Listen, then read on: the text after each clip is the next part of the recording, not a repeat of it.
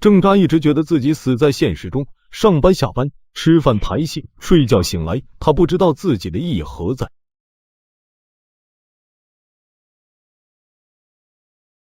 想明白生命的意义吗？想真正的活着吗？不错，你是这次来的人里素质最好的一个。啊，这里是什么地方？你们是谁？我为什么会出现在这里？仔细想想，他应该已经把这一切植入你脑海里了。仔细想想，等等，生存与生命。这一次是生化危机第一步，菜鸟们，你们的运气可真是好啊！第一次进来就遇到了这么轻松的恐怖片，即使是死也会死得很轻松才对。你的意思是说，我们现在不过只是意识进入到了电脑中，就像是玄幻小说那样的遭遇。只要我们完成这个游戏，意识体就会回到身体里，然后重新生存复活。是不是意识体我不知道，但是你会感觉到痛，会受伤，会死。而且你也说错了，当你完成这次游戏后，接着会进入下一部未知恐怖片中。这部恐怖片或许你看过，或许你没看过。每次主神都会调进来新的成员，以填补上次恐怖片里死亡的新人。每次人数在7人到20人之间。换句话说，这次的生化危机1是危险性非常小的恐怖片，所以我们加起来才只有7人而已。哼，你怎么知道那些死了的人不是已经回到身体里了？说不定啊，还是他们自己选择死亡的呢。那你想试试死吗？你能够想象那无限的恐怖吗？我亲历愤怒。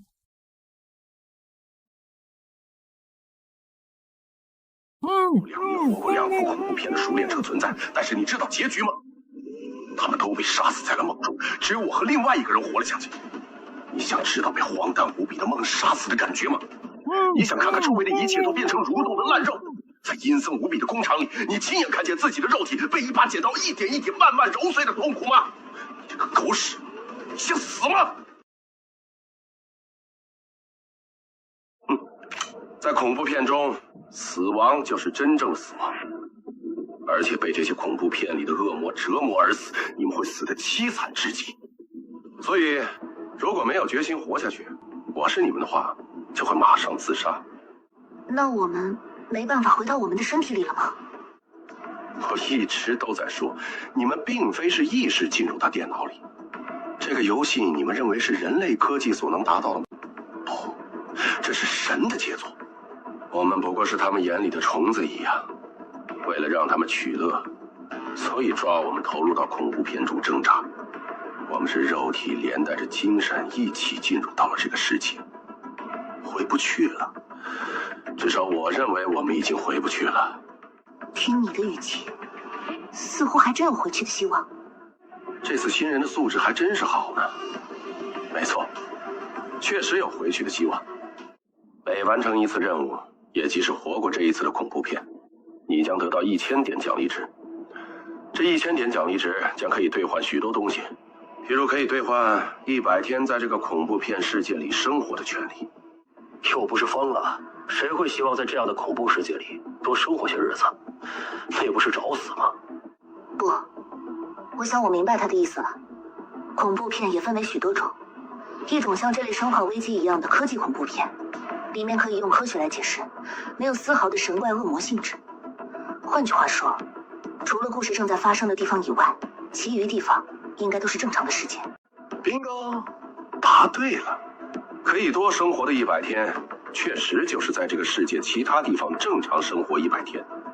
想一想吧，在你经历了好几场生存与死亡的考验后，能够平静且无顾忌地生存在这个世界正常地带，那是一种怎样的幸福啊！除了可以兑换生活的天数以外，还可以兑换许多东西，譬如这把无限子弹的沙漠之鹰，只需要100点，也即是10天生活权利即可兑换。除此以外，一个人的平均素质，包括智力、精神力、细胞活力、神经反应速度、肌肉组织强度、免疫力强度这6点，也可以每天生活权利兑换1点。一个普通人的6点强度均为100。换句话说，只要你活过这一次恐怖片，你完全可以让你的力量比现在强大1倍。只要你活过100场恐怖片，你就会成为一名超人。那么回归原点，让我们回到自己的世界里，这需要多少点奖励值？5万点，你1点奖励都不能用，需要活过50场恐怖片，这样你就能回去了。当然了，每场恐怖片1000点，这是基本奖励。在恐怖片中也可以赚外快，比如刚才我给你们解释的这一切，按照主神的规定给予新人解释规则，这将奖励给我100点奖励点。同时，你们应该注意到了自己正戴着的一块奇怪的手表吧？每杀10个丧尸，奖励1点奖励点；每杀1个爬行者，奖励100点奖励；每杀1个新人，奖励1000点奖励点。当然了，是负的奖励点。好了，还有什么问题请快问。这部恐怖片已经马上要正式开始了。还有2、3个问题。《生化危机》这一部恐怖片我也看过，结尾是实验室的 T 病毒入侵浣熊市。那么在此之前，我们乘坐这节车厢逃离实验室，那不是可以很轻易的活下来吗？看看手表，左上方是不是有一个名字？念出它。马修·艾迪森。这是电影里雇佣兵的队长。这部电影属于特定地区恐怖片，恐怖片剧情只发生在这实验室里。主神为了限制难度，在这样的恐怖片中是无法逃离剧情区域太远的。离开这个马修·艾迪森100米外，我们就会轰的一声，什么都没了，懂了吧？当剧情里的他死了后，这个限制也会加到其余剧情角色身上，环环相扣。我们只能拼命在这个恐怖片里活下去。那个主神是什么？你之前一直说这个名字。主神应该就是管理我们进入这个恐怖片循环的东西，他给予我们奖励点数，兑换也在他那里进行。主神是一个光团，事实上我根本不知道它究竟是什么。最后一个问题，这数字代表了什么？你必须在这个恐怖片里待的时间一完结，你就可以活着回到主神处领取奖励，接着面对下一部恐怖片。好了，剧情从现在开始，他们从现在开始已经可以听到我们的对话。记住，被他们听到我们的话题会被扣10分，每一句话10分，负的部分从下次得到的奖励中扣除。菜鸟们，好好活下去了。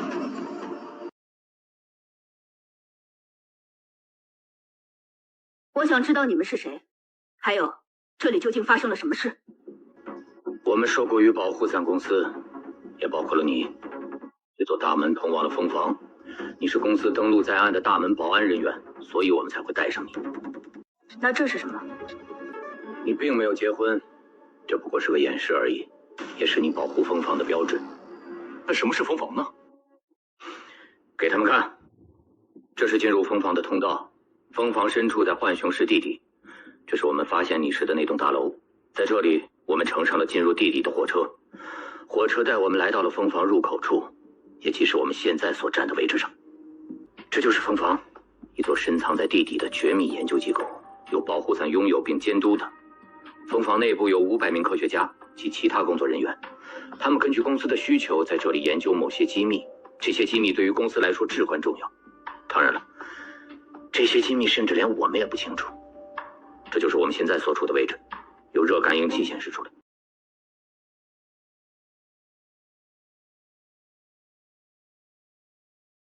挣扎他们一直以为自己是游走在电影之外的人，以为只需要躲避那些怪物就行了，谁知道女主角爱丽丝竟然会指着他们说话。他们也是这里的保安，公司有他们的资料登记，但是我很怀疑公司上层的指示是否出错。除了那名黄种人是合格的战士以外，这些人根本就是普通市民。这应该是那个主神给我们在这里安排的身份吧？为什么我会失去记忆呢？我现在什么事都想不起来了。蜂房有其自体防御系统，由中央电脑火焰女皇所控制。当蜂房被认定遭受攻击时，中央电脑会放出一种神经性毒气，它会让人昏迷4个小时左右。苏醒之后会出现一系列副作用，其中一个副作用就是人体失去记忆。失去记忆，这样的状态会持续多久？根据个人体质而定，可能是1小时、1天，甚至是1个星期。意思是蜂房已经遭受到了攻击，里面有恐怖分子。也许比那还要糟糕。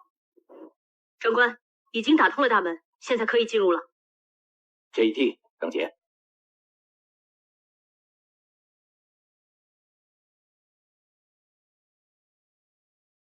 毒气已经驱散，这里已经安全了。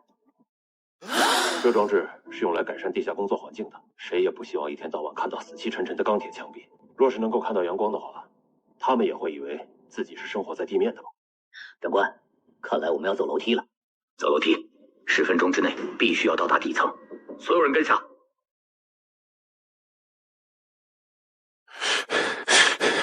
2名出局。什么2名出局啊？他们，你别把我的话当耳边风，这是真实的事情。我们在这里是会死的，可能你还没什么感觉，只是以为这是电影吧。离开他身边100米就会爆炸，这是规则之一。他们死定了。长官，火焰女皇已经锁定我们，她知道我们在这里了。火焰女皇是谁？是国内最好的人工智能系统，它掌控了整个蜂房，是这里的中央主电脑。坚持下去吧，能活下来就该感谢上天了。说实话，你们的运气已经够好了。这部恐怖片是危险系数非常小的片子，事实上这也是少数可以靠子弹来解决问题的恐怖片。只要能够活过这场恐怖片，你们就会有1000点奖励点来改善自己的体质。糟了，要到达火焰女皇那里，这些实验室是必须经过的通道，现在他们都被水淹没了，我可不认为我们还能进去。雷恩、JD， 你们去看看，还有可能排出水吗？卡普兰、张杰，你们去找另一条通往火焰女皇的路。这里究竟发生什么事了？为什么这些研究间看起来像是从内部被灌满了水？大约5小时前，火焰女皇操纵系统封闭了整个蜂房，接着使用内部防御系统开始杀人，释放毒气，切断电梯，关闭研究间。就像这些一样，他杀光了在这个实验地区内的所有人。当公司意识到这里出事的时候，我们小队就被派遣过来到这里关掉的，这就是我们来此的目的。他为什么要这么做？他不是智能化电脑系统吗？这我们也不知道，有可能是受了外部影响，比如电脑病毒，也有可能是内部人员操纵。我操！我们相互介绍一下吧，毕竟马上就要开始相依为命了。我叫詹兰，詹天佑的詹，山峰围栏的栏，职业是作家。之前一直抱怨没有写作的灵感，没想到居然来到了这个无限灵感的世界里。郑诈，郑成功的郑，哪吒的吒。来之前我也抱怨过现实太过无聊，平淡的像在腐烂一样，所以想找些刺激，只不过这里的刺激有些太过强烈了。铁柱，开大运的，来之前也抱怨过儿子不争气，总之对现实很失望的样子。上网10点的那个确认，然后就到这里了。李小一，高3学生，来之前也抱怨过许多事情，来了这里其实也蛮不错的，只要不死就能成为超人，而且听张杰的意思，只要能回去，这强化能力似乎也能保持。如果我还能回去，我一定要杀了那些混账。看来我们都是对现实失望和抱怨，所以才来到了这里吧。长官，我们找到了另一条路，先绕回去，然后穿过 B 餐厅，从这里直达目的地，但是需要多花1倍的时间。长官，那边完全走不过去，这层楼已经彻底被淹没了。那就走餐厅那边，所幸时间不多了，大家赶快吧。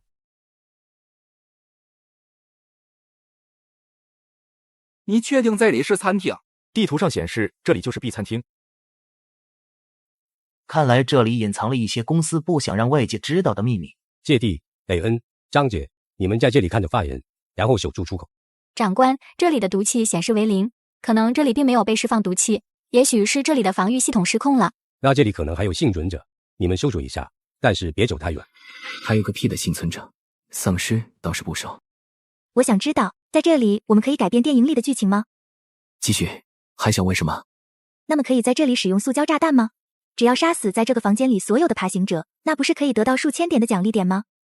话是这样没错，炸掉这里会得到数千点奖励点，但是他们会给我们时间摆放塑胶炸弹吗？他们并不知道这些是什么，也不知道主电脑被关闭会有什么后果。如果看到我们做出他们无法理解的事，最大的可能是他们会先一步向我们开枪，结果很可能提前释放出爬行者。主神不会任凭你那么成功改变剧情的，即便改变，他也很可能会顺便的提高难度和意外。你认为在恐怖片里，我们能够活下去的最大平一是什么？应该是熟知剧情吧。不错，熟知剧情正是我们最大的平一。所以在没有绝对把握之前，我是绝对不会去改变剧情的。而如果有人企图强行改变剧情来取得奖励点数，我不介意送他下地狱。开始行动，剩余的人和我来。怎么要这么久？火焰女皇是智能电脑，她的防御系统十分完备，如果能够轻易就突破进她的防火墙，那她就不会被用来作为实验室主电脑了。把东西装起来，你们留在这里。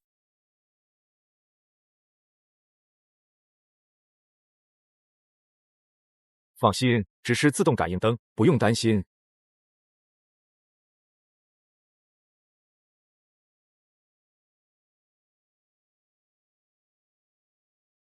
好，把东西带过来吧。什么东西？那是什么？这是可以关闭火焰女皇的装置，它能放出强烈的电流，搞乱主机，并且让它重启。等等，你们不觉得有些古怪吗？这个智能电脑未免太没用了些，就这么让你们重启了它？我觉得事情不会那么简单，这通道里很可能有什么奇特的地方。那好，你还有你也跟着我们一起进来。这都是我改变剧情，所以才会变成这样的吧？不，我不要，我不要进去啊！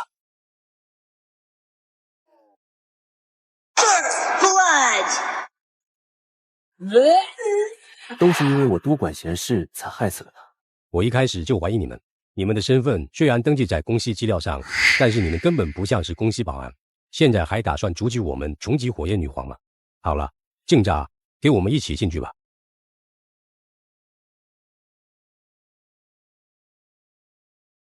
嘎古拉，某种休眠中的防御措施，一旦有太多人通过大门，那么就会在进门后启动它。那么就让它继续休眠。我正在努力，待在原地不要动。开始了。快卧倒。15兵，15兵。不要，我不要死。不知道剧情在这里会不会改变？长官又来了。只能相信脑海里的剧情了。精神临界值突破，奖励点数500点，精神值提高20点，神经反应度提高30点。我操！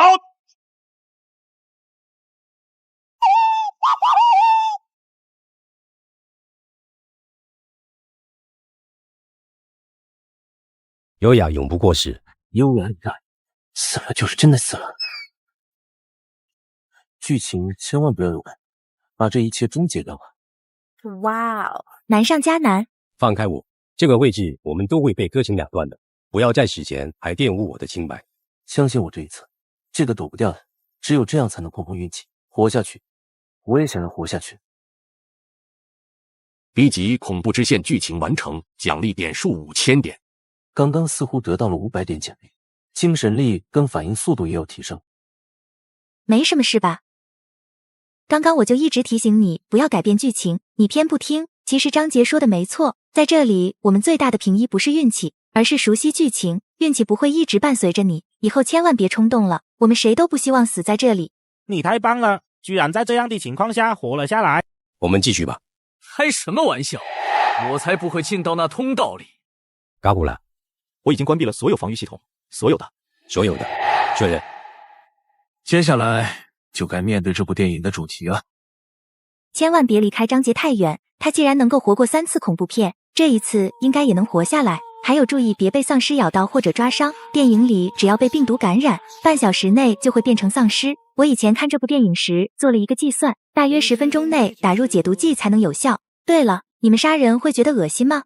来这里时会感觉很恶心，刚才吐了之后觉得胸口顺畅了许多。闭着眼睛的话，我想应该可以啊。只要能够活下来，杀人杀怪物我都愿意去做。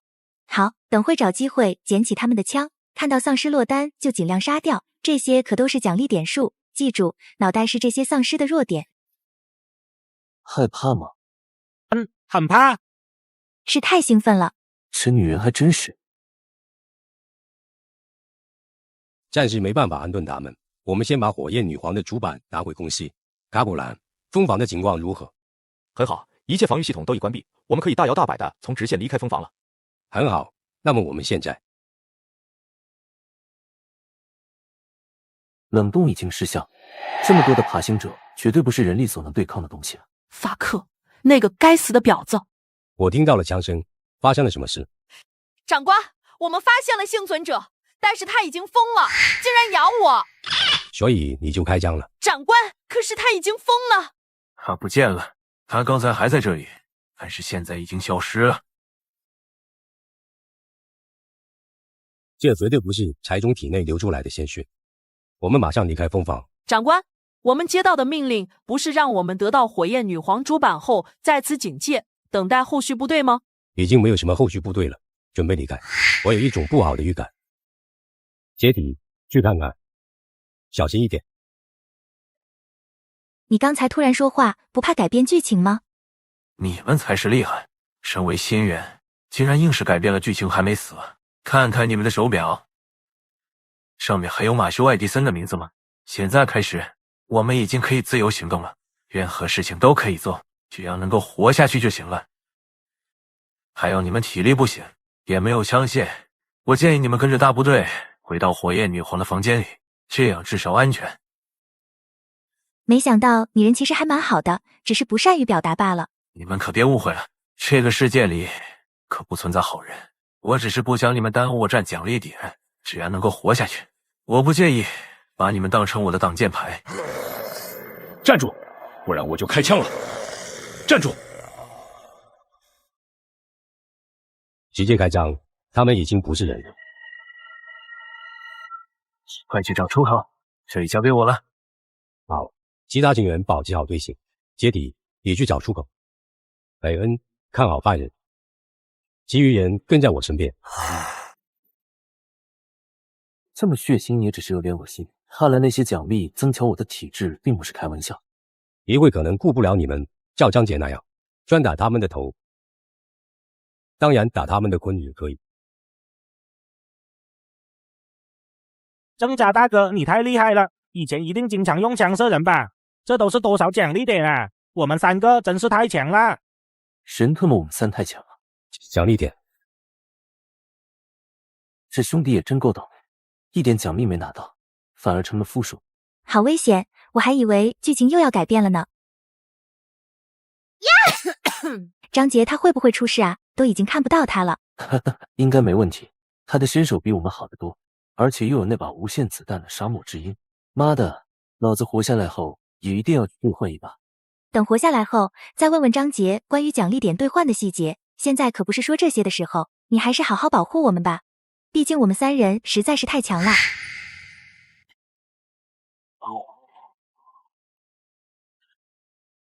长官，门打开了。杰迪，回火焰女皇那。郑家大哥，快开枪，快开枪啊！这要是被他们挠一下，我们就死翘翘了。别叫了，子弹快用完了。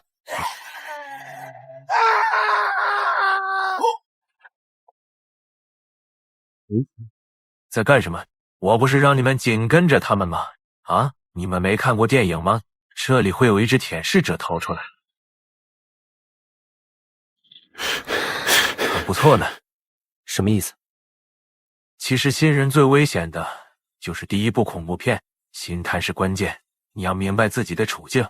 我见过许多新人都以为这一切是幻影，或者是电视台的综艺，所以他们死得极其凄惨。你和詹兰的素质是我所见过新人里最好的，不但调整好了自己的心态，还能够很快克服恐惧，这就是你们素质的体现。当然，克服了恐惧还不足以活下去。第一部恐怖片，你们其实就是普通人，运气好些知道剧情，但即便这样，死亡的可能性也非常之大。所以新人在第一部副本时，其实就是一个运气的淘汰过程。只要能活过去，你们就可以像我一样，利用奖励强化自己。祝贺你们！活下来的感觉如何？这种刺激是不是爽的跟打扑克高潮一样？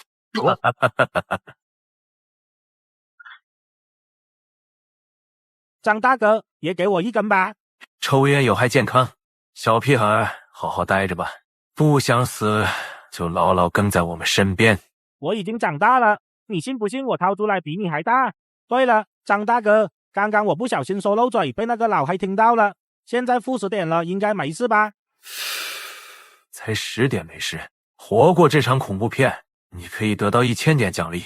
但是记住，如果结束拿到了那1000点之后，你还是负分，将会被主神直接抹杀。开门啊！快点开门！外面怎么样了？来时的那条路还能走吗？外面到处都是那些鬼东西，他们就在那条路上等着我们，不可能走得通了。我们完了，这机房里可没有另一条通道。我们留在这里不行吗？等外面发现我们还没回去时，他们肯定会再派来增援部队。有什么不对吗？我说错什么了吗？或许没有什么增援部队了。什么意思？什么叫做或许没有增援部队了？我接到的命令是带回火焰女皇主板，同时封死整个蜂房与外界的通道。还记得我们来时那大楼与蜂房之间的通道吗？如果3个小时之内无法回到那里，那么大楼与蜂房之间将会整个封死。该死的公司上层，我终于知道为什么会有这样的命令了。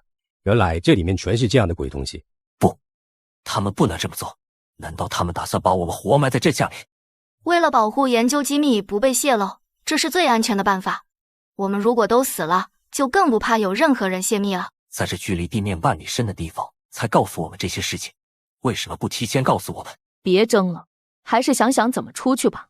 我们必须找到一个出口，离开这房间。你拿主板想干什么？当然是重启它了，不然在这里等死吗？不进去看看吗？有什么好看的？又不是没看过电影，有那闲心去看剧情，还不如在这里保存好体力，也会再多杀一些丧尸更划算。对了，张杰，我有个问题想要问你，我们是怎么回到主神那里呢？是有人踩着七彩祥云来接我们，还是突然出现一个空间通道让我们通过？我也不知道怎么回去的，反正每次任务完成或者时间结束，下一秒就直接出现在主神大厅了。所以你们也不用担心会因为其他情况无法回去，只要能活下来，哪怕你们中了病毒或者缺胳膊少腿，也只要花10点奖励就能够修复。你刚才提到了任务，是吧？当然啦，我说了，我们不过是挣扎的虫子罢了，天知道什么时候会出书要求。譬如你们才到这里时，不能离开那黑鬼100米以内，这就是一种特殊的任务。这下糟糕了，我本来想……算了，就当我没说好了。你本来想干什么？说出来听听。你的意思是说，让我们待在这里不离开，对吧？没错，我本来就是这么打算的。反正你说我们是瞬间离开这里，那换句话说，我们身处任何地方都可以离开，只要活到时间结束就行了。那为什么我们不待在这里呢？完全没有必要再跟他们去冒险走下水道。你是害怕主神等会再给我们布什么任务，譬如再显示一个人名，让我们待在他身边100米，所以才说这下糟了，是吧？是啊，如果没有这些原因的话，我们待在这里就是最安全不过了。好，那就待在这里。主神应该不可能等他们走远了，再发布让我们跟随的必死任务。兄弟，你其实不必像我们这样苟在这里，我们都是普通人，你不一样，有无限子弹的枪，身手也厉害，为什么不跟过去多杀些丧尸赚奖励点呢？运气好，车厢那一战杀了舔舐者，可是有100点奖励点数，我们是没法办了才苟在这里。说实话，谁愿意留在这里呀？不停经历恐怖片，任谁都会神经脆弱。这是我第4个副本了，好多时候都想一死了之。这地方实在不是人待的呀。而且我也希望你们能够活下去。有些恐怖片不是一个人所能通过的，如果有几个资深者做队友，这样大家活下去的希望都会大很多。好了，干脆就留在这里，先想一下等会怎么和他们说吧。有出路了，跟我们4个人留下来。什么意思？我们现在时间不多了，没空和你开玩笑。没开玩笑，就是我们4个人留下来守在这里。我想你也知道，他们3个人根本就是普通市民的体能，接下来的逃跑路程，他们掉队的可能性非常大。与其去接受那么大的失败可能，倒不如留在这里安全。那你呢？你为什么也要待在这里？我已经恢复了一些记忆，这3个人是我的朋友，我不能丢下他们独自逃跑，让我留在这里也能更好保护他们。不行，他救了我一命，而且我也不能眼睁睁地看着我的队友送死。你们现在也是我的队友，听我的，跟我们走还有机会。队长，各位，我们的体能你们也都知道，这一路逃跑下去，我们不可能跟得上你们，最后还会连累你们。与其变成那些怪物，不如让我们待在这里，等待还有可能到达的后续救援部队，这才是我们唯一活下去的办法，不是吗？我明白了，卡普兰，把那条激光通道的防御系统打开。你们就待在火焰女皇的主机房里吧，那里是最安全的地方。如果我们还没死的话，会把你们的情况反映给公司。进去吧。我们也走吧，抓紧时间。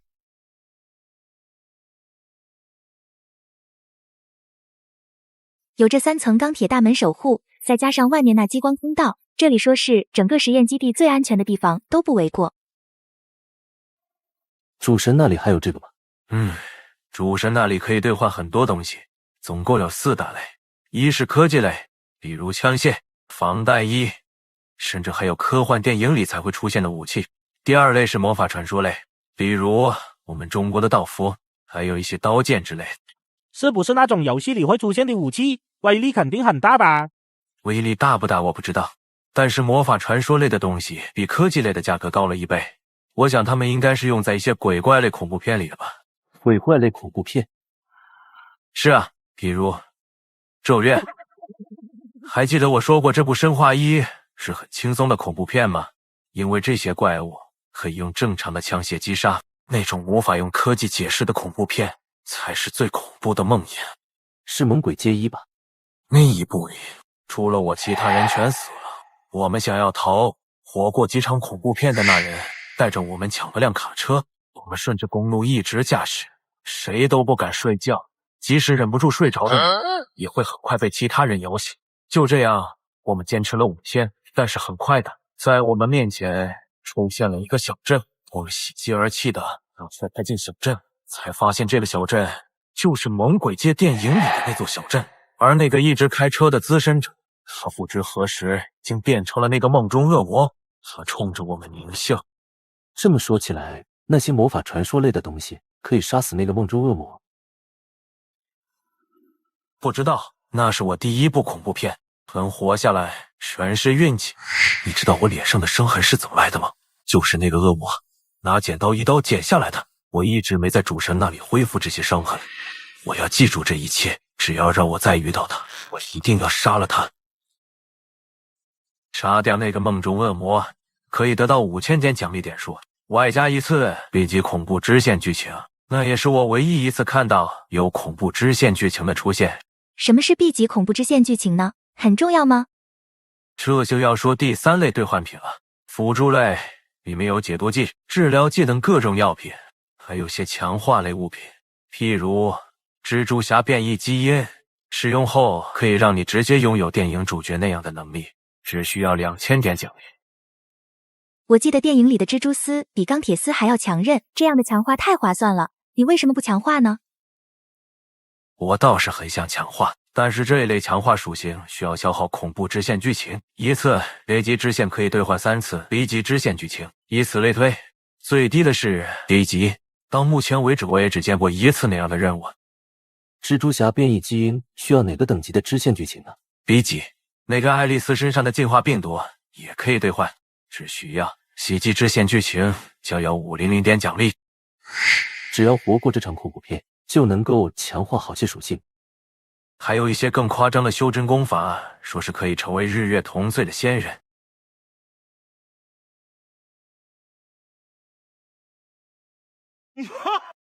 那么第4类呢？前3类似乎把所有类别的东西都包括了吧？第4类是娱乐类，用来放松的，比如烟酒，还有现实世界的各种违禁品都有，甚至可以兑换女人。我对橡胶制品不感兴趣。是主神制造的真人，表个人的性格，也有其记忆和思维。你在购买该女人时，可以自行选择其容貌、身材、年龄、人种，包括其身体细节。只要你愿意，你甚至可以制造一个毛发比星星还长的美女出来。哼！谁也不知道自己还能不能活过下一次恐怖片。所以我想有个自己喜欢的女人待在身边。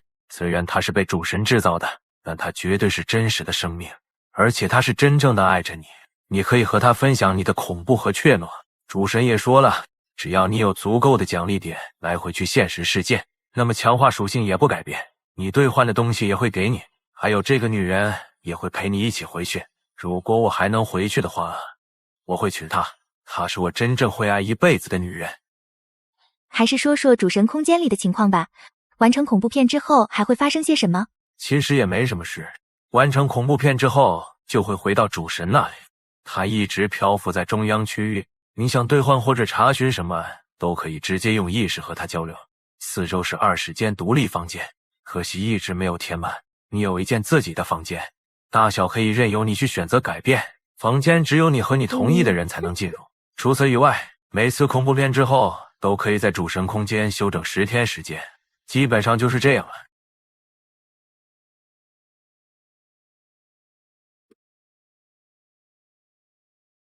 火焰女皇，报告一下操纵室外发生了什么事？2只爬行者正在攻击最外围大门，大门还能维持封锁40秒。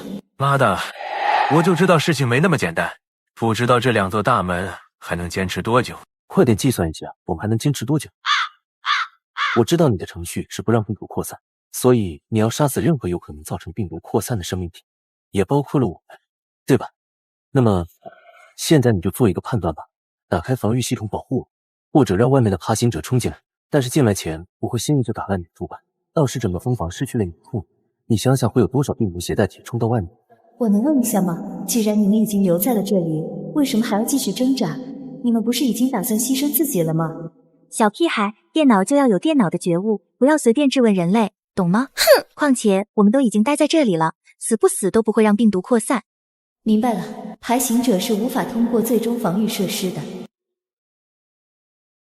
好可怕的力量，无愧是100奖励点一个的怪物。要是有无限弹药火箭筒的话，就可以在这里打挑战了。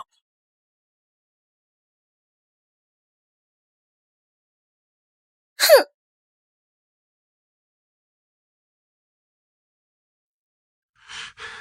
看来这激光防御系统不错，我们应该可以活下来了。你们人类真是大惊小怪，都说了他们过。妈的，这段情节我怎么忘记了？卡普兰为了救主角，关闭了火焰女皇。卡普兰，我操！发生什么事了？怎么背后凉凉的？感觉有人在骂我，是怎么回事？你还能看清吗？手表上的时间还有多久？我记得电源被关没多久，爱丽丝他们就从车厢里回到了地面。不知道，黑漆漆看不到，应该还有几分钟了。几分钟？到底还有几分钟？时间到底还有多久？快点啊！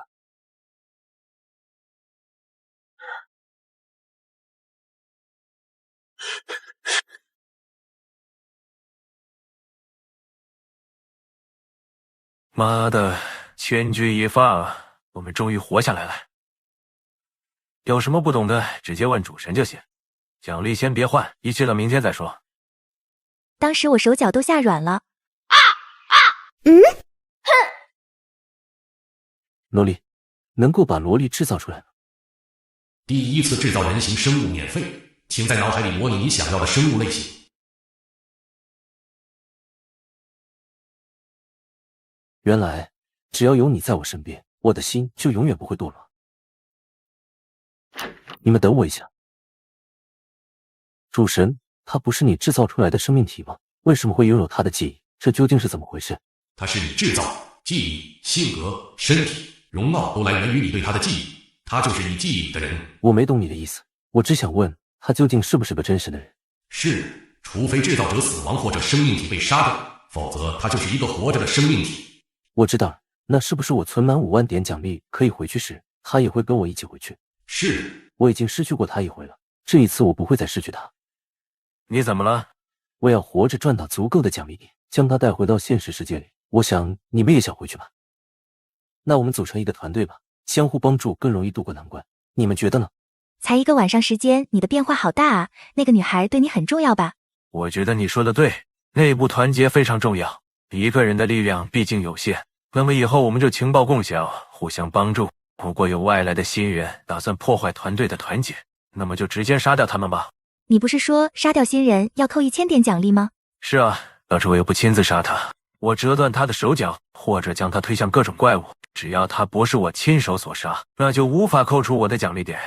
没错，我不会刻意去伤人，但是如果新人要连累我们一起死的话，我不介意动手杀了他。我必须要活下去，活着回到现实世界为止。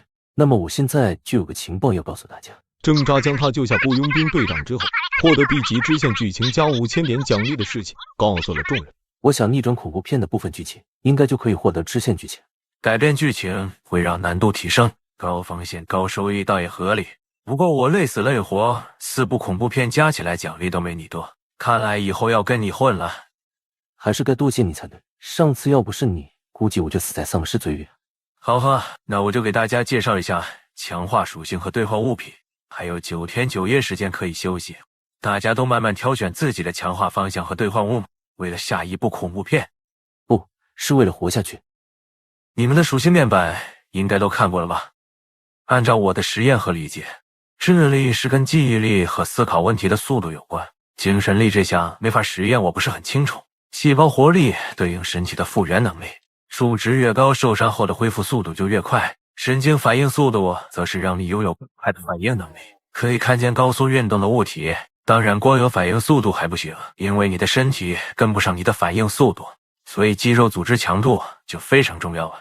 肌肉组织强度越大，你的力量就越大，能发挥出来的速度也就越大。还有肌肉组织强度也会提高你肉体的坚韧程度，不然你们使用的力量太大时会把肉体折断，这也是肌肉组织强度的主要作用。最后的免疫力强度也很重要，如果免疫力够强，甚至可以让你们在生化1直接免疫病毒感染。我建议你们2人先将这一次的奖励点数全部强化在细胞活力、反应速度、肌肉强度、免疫力4大项上，尤其神经反应速度跟肌肉组织强度要重点强化，否则以你们的身体素质，再来一次长跑就足以拖垮你们。兑换物品可以先缓一下。你有一个B级支线剧情，还有6500点奖励，所以我建议你直接兑换一个身体变异强化，然后剩余的奖励点可以拿一部分强化身体属性，再拿一部分兑换武器。总之接下来的恐怖片里，我们当中最强的人应该就是你啊，所以我想最好能兑换一件魔法传说类的武器。我也是这么想的，咒怨一类的神怪恐怖片才是威胁最大的，所以我打算兑换一把可以杀死这类鬼怪的武器，就是不知道价格是不是很贵。那还等什么？我们现在就去看，等会我让纳尔给你们做一顿好吃的。适用于需要高敏捷的恐怖片中，适用于需要近战的恐怖片中。狼人跟血族都适用于大部分恐怖片。主神，请问我可以同时选择2个血统或者2种基因变异吗？可以，但是2种不同基因可能会出现吞噬或者增殖情况，你有70%几率可能变成非人类体。太他妈贵了！怎么都这么看着我？我变样了吗？怎么样？选了什么强化？身体素质现在怎么样啊？我把 B 级支线换成了 C 级和 D 级的，强化了初级气功和中级气功，另外还选择了血族变异血统的强化，6维比普通人3倍还多点。你们说仙人、鬼怪、血族、狼人这些传说中的东西会不会曾经真的出现过？他们就是从这个空间里活着出去的人。那么这个空间是怎么来的呢？这里甚至连神血统都能兑换。或许是真正的神吧。对了，正渣，你兑换的身体强化有技能吗？得到了内力和血族能量，不过我还没弄明白他们到底是什么。你们呢？身体素质已经强化好了吗？我感觉身体里好像充满了力量，郑大哥的感觉呢？好快的速度！试试你的2个技能吧，一个低级支线就可以换到很好的武器，你这用了2个 C 级跟2个武器低级的支线来强化，应该很不错。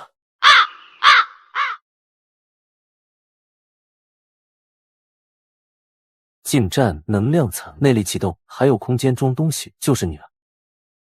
你在娱乐类兑换的吗？准备送给那女人。这种非消耗类的东西，在屋子里直接可以创造出来，不用去兑换啊。我们看。呀！你们玩的这么花，你不会是想当电击小子吧？神通的电击小子，这可是修真技术制作的灵器，可以攻击到灵魂体，还可以装下1.5立方米大小的东西。到时候我买一些食物跟药放这里，就不用大家携带。好了，要兑换也不急在这一时，带上你们的女人到我家去吃饭。从下午开始，你们就要开始和我一起训练了。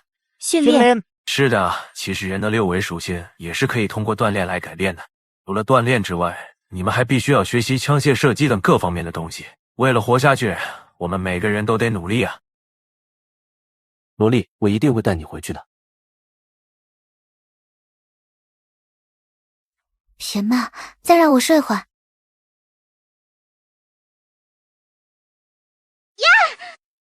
死正债，臭正债！昨天你把我弄得那么痛，一大早起来还欺负我，说好了结婚后才那样的。萝莉，你有记忆的吗？你还记得之前的记忆吗？什么意思？你说话怎么不清不楚的呢？还有，色狼先生，请你把衣服穿上。难道说我一直都在做梦？之前那一切，连同你生病了的一切，都是我在做梦吗？太好了。正渣，起来了吗？是伯父伯母他们回来了吗？丽，我出去看看，你待在这里别乱走。丽，有些事我要告诉你，答应我无论如何也要保持冷静，好吗？从昨天开始，我就感觉你很奇怪，到底怎么了？郑渣将10年前他病死的事说了出来，然后把主神所说的话复述了一遍给萝莉听。难怪呢，我就说为什么你看起来成熟了许多。不过以后你再说这种不明不白的话，我非撕烂你这张嘴不可。丽，相信我，我一定可以赚到足够奖励你，让我们回去现实世界。我相信你会做到的。不过要是有一天我不在了，你也一定不会的。对了，等会儿你把你这些年怎么过得详详细细告诉我。昨天晚上你的动作好，总之别想隐瞒些什么。一定一定。对了，我带你去见见以后要并肩作战的伙伴们。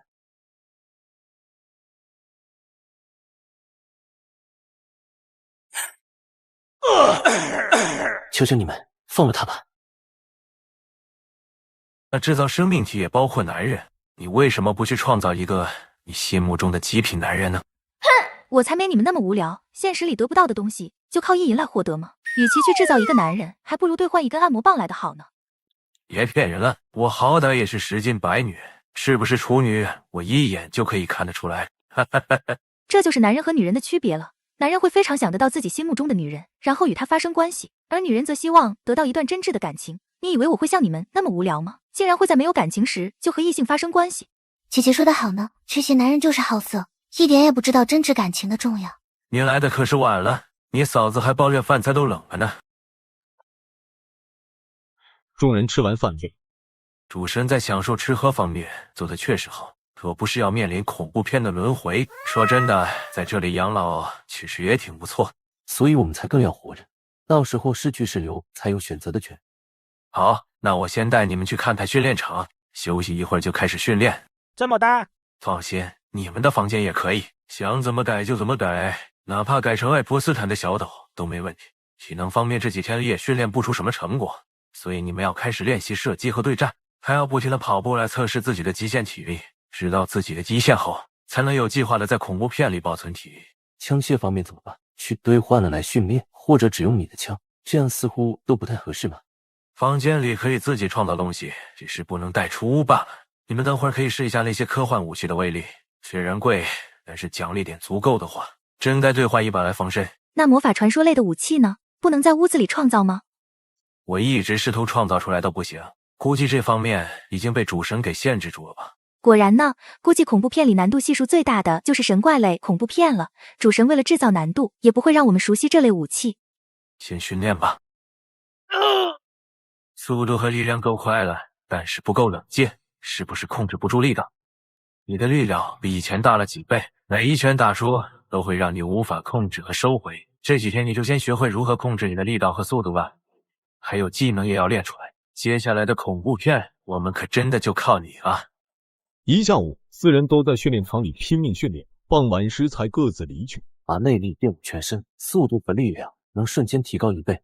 可惜这样的状态使用一次后，接下来10多分钟里都浑身发软无力。看来这样的技巧只能使用在危机关头里。哼，你和我走在一起还出神发呆，是不是看到那2位姐姐就心动了？在可惜之前没制造出别的美人吧？我在想下午训练的事，而且你知道我一直都喜欢你的，怎么可能会想别的呢？逗你的呢，不要给自己太多压力了。跟我说说这些年你是如何过的吧。要详细的。当年萝莉的死给郑渣的打击太大了，之后郑渣就是完全堕落了下去，黑白色的生活，累了就去酒吧嗑药一夜情。算了，以后再说吧。不过现在本小姐回来了，以前那些乌七糟八的记忆就要全部忘掉了。过去的就让它过去吧，现在让我们一起面对未来。虽然只有几天时间，但是该训练的几个都训练了。总之记住一点，什么事都可能发生，所以必须要小心再小心，还有尽量帮助其他队友。不过要是他们妨碍到团队安全，就直接杀掉他们。我们怎么去恐怖片？到时间时，主神会降下光柱，你找一个光柱站进去就行了。30秒内进入光柱，转移目标锁定，异形翼开始传送。15人，我操，这样的难度可不会出现在异形这样的科幻类恐怖片里，一定是主神的瘪犊子改变了难度。这种情况我还没遇到过，我也是听之前开车的光头说过一次，特殊情况下，主神会改变恐怖片的剧情和难度，这种改变一般都以全队死亡为终结。你们谁还记得异形1的故事剧情？这是很久以前的老电影，剧情细节我都忘得差不多了。这些天我都只看过几部最新的恐怖电影，谁知道主神竟然会挑这么老的电影。你们还真是不专业呢，既然我们连命都在恐怖片里了，自然是连最古老的恐怖片也要看啊。这个异形的剧情嘛，异形的故事发生在未来某个时间，那时人类已经拥有星际航行的技术了，但是很可惜，人类依然没有找到任何外星生物，直到异形1开始时。郑炸，欢迎你新加入的伙伴。楚轩，不介意的话，能告诉我这里是什么地方吗？听起来你很熟悉异形1的剧情，可以详细说说吗？如果你非要坚持的话，故事的开端是在一艘宇宙商船上，他们在航行途中接收到了一段奇特的电子信号，根据当时的法律，他们必须要去探查该信号，否则会受到严重的处罚。之后就是船员在信号点发现了异形卵，其中一个成员因为触碰了卵，导致被异形幼体寄生。当众人回到商船时，幼体已经成长完毕，之后就是异形在不停的袭击船员。接着我说行了吧，一大清早就听你他妈的在这里说鬼话，你们是谁呀？我说这他妈的给我干哪儿来了？老子还在金海卖鱼，怎么突然就来到这里了？请大家静静，具体事情我们接下来会解释，现在还是让楚轩先讲一讲异形1里的细节。接着商船成员自然是打算消灭异形。妈的，你小子算什么东西，敢命令老子？知不知道老子在金海是干什么的？信不信老子带人去砍你全家？闭嘴，别惹老子发火。你混哪儿的？拿把假枪吓唬我？知不知道他是干什么的？被他指下去，别让他死了。所有人听好了，想走的一会可以直接走，但是现在都给我老实点。如何？还要继续说吗？那就麻烦你了。后面主角发现他们其中一个船员是政府派来的机器人，任务是将异形带回地球。这里剧情就有点逻辑矛盾了。据机器人所说，政府在商船到达遗迹之前就知道那里有异形，他们是想用商船成员来换回活的异形。但是这可能吗？政府居然不派科学家跟军人去取回异形，反而派出一个机器人混进商船，而且机器人还不是商船首领。那政府岂不是要靠着有可能的几率来得到异形吗？放弃遵从命令的军队，去选择有可能的上队，没有政府会做这么白痴的举动。可以说当时的导演在这里无法自圆其说，所以才出现一个如此明显的 BUG。 在之后剩余成员打算炸毁商船，乘坐救生舱跑路，但是在逃亡中又被杀了2人。这时还存活的就只剩主角了。他逃到了救生舱后，发现异形也跟了进来。主角穿上了宇宙服后，打开了逃生舱的大门。因为宇宙真空的原因，舱内空气迅速溢出，这股拉扯力也把异形扯了出去。之后主角才活了下来，也是唯一一个活下来的。剧情已经说完，现在4位能够告诉我一些事情了吗？譬如这里是什么地方？如果我猜的没错的话，这里就是那艘有异形的宇宙商船吧。难怪这次加入这么多新人，肯定是因为这剧情 bug， 所以主神提高了它的难度，说不定将剧情都修改了一遍。情况还请几位说明一下，否则我无法理解我为什么会在这里。大家应该都是在网页上看到，想明白生命的意义，想真正的活着这个选项，然后点了 YES 吧。你究竟是什么人？再介绍一次吧，楚轩来这里之前服役于龙隐军事基地。詹兰，你给他们解释一下这里是什么地方吧。那就谢谢你们了。詹兰将这里的情况向众人进行了说明，其余人得知需要不停轮回时，都出现了些许慌乱。除了楚轩外，还有另外2人也在观察郑扎4人。2位贵姓？你可以叫我0点，其余问题我不想回答。这位听得懂普通话吗？当然可以，坎帕罗夫斯基。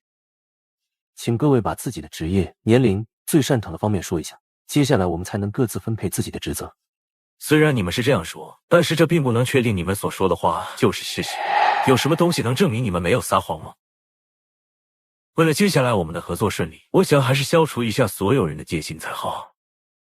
就把你刚刚用的止血喷雾给我看看就行了。谁有匕首？最好是锋利些的。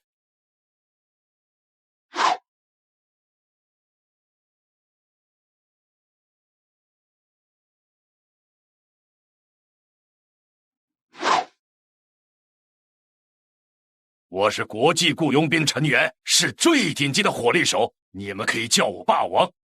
说实话，我倒宁可你们是在撒谎，这还真是一个糟糕的地方啊！我叫0点，职业杀手，特长是长途精确狙击，不过在这里似乎用不上，而且这里也没有狙击枪械。确实是我们失策了，应该兑换一些子弹有限的重武器先用上。不要乱走，这是你们的第一部恐怖片，你们比我们要脆弱得多。探索情报的会让我们出去就好。你不会以为他们是为了去探索情报吧？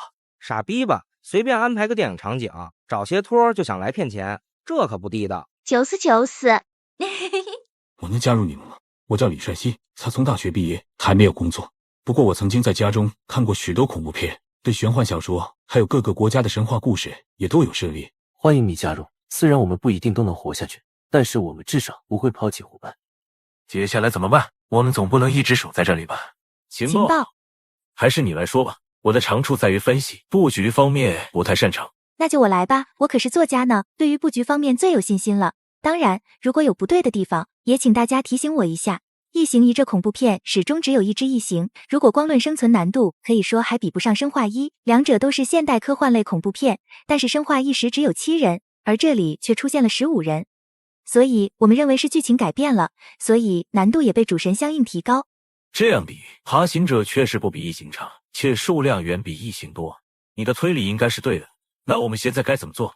我们需要了解剧情被改变到了什么程度，还有异形的速度、力量，这些光从电影里是看不出来的。我们必须要面对面和他对战，这样也才能决定用什么办法来杀掉异形。既然这样，那我们现在就去探索一下这艘商船吧。能碰到剧情人物最好，如果碰到异形的话，就由我出面和他对战一场。等等我！异形1里一共出现了几头异形？1头，我的记忆绝对不会在这种细节上出错。那我们很快就要面对3头，甚至是更多的异形。死了大约4至5个小时了。果然是皇后啊！任务是将所有异形杀掉吗？如果商船上真有皇后的话，我想我们可能死定了。什么意思？食物啊！你们想想，要让一个只有蛇类大小的生物长成2米多高，且成长时间极短，你们难道认为它们会凭空长成？这需要大量的有机物和能量。换句话说，我们很可能会成为他们的食物，甚至我怀疑所有的剧情人物都被寄生了，除去那个机器人，就是一只皇后加5只异形，这是最可能面对的情况。事实上，自从看过《异形》这电影后，我一直认为这虚构的造物是肉体进化最完美的生物，它会根据宿主的基因来改变自己的形态，会不停地修改自己的基因进行进化，这和打开了基因锁的人类是多么的相似。基因锁，这是世界最尖端的科技，各个国家都在研究。其实这个空间我之前有见过相关的信息，只是当时我还不知道它的含义。在一处遗迹里，我们发现了一块石板，上面的意思大概是，当人类进化陷入完全停顿时，恐怖将再次开启人类基因锁，将人类的进化重新向前推进。救命救命啊！是那3个臭鳗鱼的受到了袭击。我们还是过去看看吧，万一发现了异形，也可以顺便消灭它们。现在的异形应该很弱才对吧？幼体还是可以对付的，不过你们除了一把沙鹰以外，难道就没兑换一些别的武器？走吧，我们还是先到那里去看看。开启基因锁会发生什么事呢？拥有绝对不会放弃的心理，绝对不会死在任何情况下，在任何情况下都能够解决难题，这就是解开基因锁后的进化。怎么解开基因锁？需要什么药物，还是别的什么？需要一种只能由人体自行生成的剧毒物质，所以要打开基因锁，只能凭自己去努力。总之，我怀疑这个空间就和打开基因锁有关。血腥位在前面左转30米处，谁过去看看？我的强化素质最高，我去看看吧。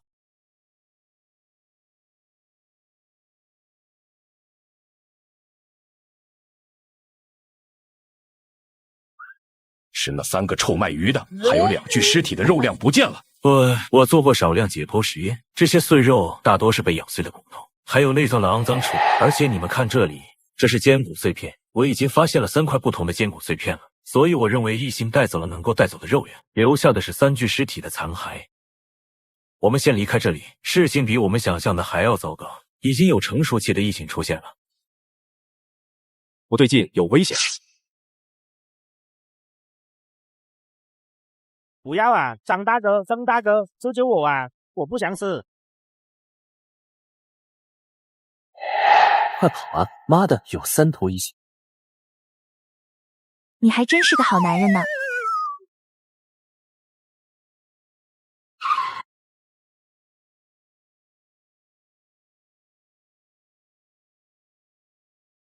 吓死我了，这可比电影里的异形恐怖多了。可恶，明明输了不会丢失任何一个同伴的。你手没事吧？你什么时候有这么大力气了？不可能啊！我和张杰对打时从来没打赢过他。如果我有这么大的力气，早就一拳打翻他。或许是因为你掌握了这么大的力量，所以下意识会对身边人放缓手脚，而且不单是力量大，你的皮肤也一点都没破裂。你说，如果我用尽力量，再加上内力的瞬间爆发，被我织出的钢条会有多大破坏力？试一试就知道了。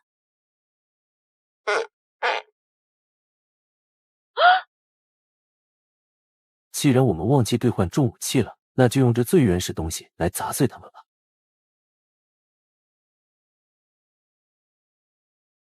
你在找什么呢？联络工具，这种高科技舰船，我不信会没有这个，总不能剧情人物说话都要当面去说吧。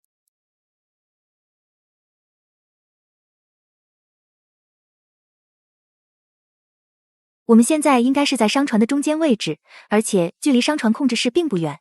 你怎么知道的？联络器上面有数字，21跟27被涂了颜色，所以我推测这里是21号，而27号则是控制室。万一联络器上的数字和房间位置无关呢？你光凭这样就判断我们的位置，有些太草率了吧？草率就草率，总比一直待在这里好吧？难道你还想经历一次被爬行者破门的事？也是，总比待在这里困守的好。那么就拜托你啦，请一定保护好我哦。我的推论很正确，每个房间都有一个联络装置和数字。刚才我们已经走过了25号房间，商船的控制室应该就在这附近。找到商船的控制室又能干什么？还是先去找到郑扎他们吧。他可是我们当中最重要的战斗力。先不论他们死了没有，就算要找他们，也必须先找到控制室。我们不熟悉商船里的地形，所以先找到控制室，了解清楚商船地图，这样我们才有能力去战斗。要干什么都赶快，我感觉那东西一直跟在我们背后，虽然还很遥远，但是这种危险的气息非常明显。那还不跑起来，找到控制室，我们存活的希望就会大上很多。我去那个房间看看，如果外面发生什么事，你就自己判断情况吧。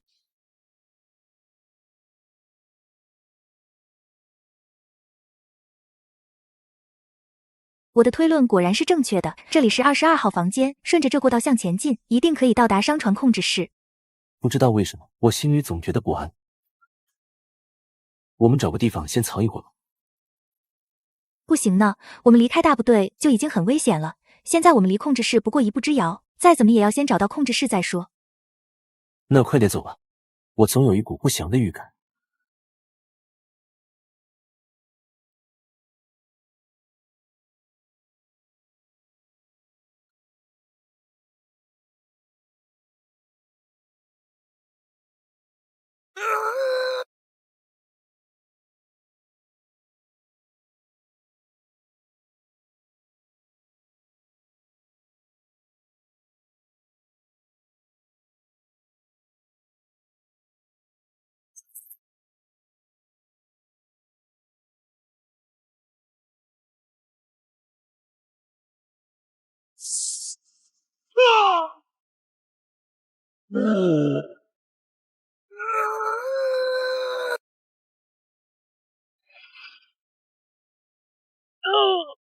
郑渣，郑渣，你没事吧？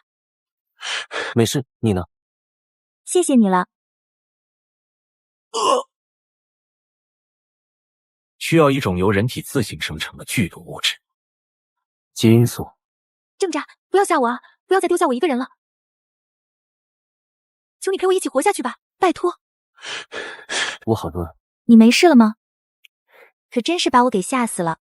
谢谢你啊，刚才幸亏你一直帮我护吸，不然我早就窒息过去了。如果不是为了救我，你也不会。对了，刚才你突然就开始抽搐，还不停吐出血来，是你的什么疾病吗？不知道是不楚玄说的基因锁。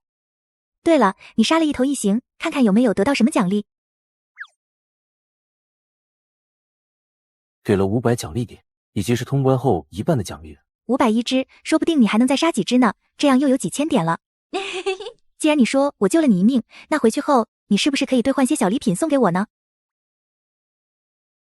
那就送你最完美的唇膏好了。我们还是赶快离开这里吧，异形血液的味道太浓烈了。你没关系的吧？刚才你身上流了很多血呢。没关系，我已经恢复了很多，而且有股危险感还在靠近，所以我们还是赶快走吧。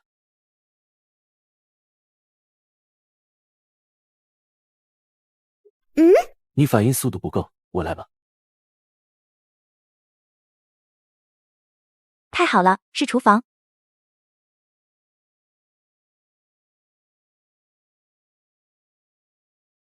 在22号房间外的过道上有一具异形尸体，那是你们烧的吗？具体情况见面再说。你们现在在哪？还有，你怎么知道我们在这里？每个房间都有一个数字，我们在27号的建窗控制室里，这里有各处通道的监控系统。你们那里是厨房吗？是的。如果可以的话，带足不拖延你们速度的食物和水，然后向27号靠近。接下来这段话关系到你们的生死，我长话短说，在你们身后有3只异形正在尾随，距离你们还有10处房间的距离，以他们的速度2分半钟就可以追上你们。不知道为什么，他们一直跟在你们身后。肯定是之前那异形血液的味道。我会给你们2分钟时间，一直向前跑，具体位置是前左，前左，前左，这是你们到达控制室的方向，给我死死记牢了，2分钟之内必须到达控制室。我会在2分45秒时降下控制室外一个房间的隔离墙。如果你们没办法在这段时间内到达隔离墙内，很抱歉，我只能抛弃你们。毕竟我们这边有5个人。计时开始。你给我指路。继续跑，第一个过道是向前，这次是向左。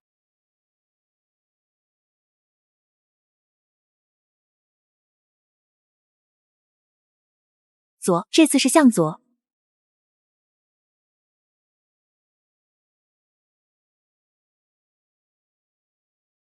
怎么样？有伤到哪里了吗？大概是脱力了吧，身上倒没有受什么伤。需要多久才能恢复之前那样的战斗力？如果休息不错的话，大概半个小时。太好了，就是可惜没拿到食物和淡水。不过也没关系，现在主动权已经回到了平衡，我们也不是毫无反抗力的猎物，再怎么也可以拼上一拼。先回控制室吧。其实我在厨房里拿到了很多食物和水，如果我们省一些的话，应该可以支撑好些天时间。装在纳戒里面了吧？什么是纳戒？